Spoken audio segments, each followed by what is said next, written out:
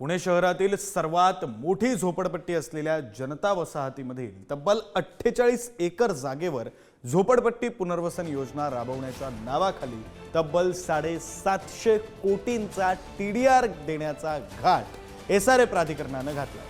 एकीकडे बीडीपी आरक्षित टेकड्यांसाठी फक्त 0.8 TDR देण्याची तरतूद असताना जनता वसाहतीच्या टेकडीसाठी 100% TDR देण्याचा निर्णय घेतलाय आणि त्यामुळे झोपडपट्टी धारकांचं हित साधण्याऐवजी काही बड्या बिल्डरांचं भलं करण्याचं काम SRA प्राधिकरणाच्या माध्यमातून सुरू असल्याचं या निमित्तानं सभाट्यावर आलं। अशाच डोंगरावरच्या बीडीपी मध्ये 8% फक्त त्यांना मोबदला मिळतो आणि यांना 100% मिळतो। हे चुकीचं आहे। खरं म्हणजे जी जागा आपण ताब्यात घेतो त्या जागेचा पूर्ण मोबदला दिला पाहिजे ही आमची पहिल्यापासून भूमिका आहे।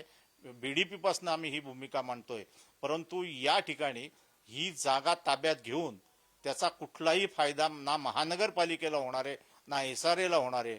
काही याच्यामध्ये जे लोक आहेत त्या लोकांचा याच्यात फायदा आहे, त्यामुळे या विषयामध्ये लक्ष घालावं अशी आमची भूमिका आहे।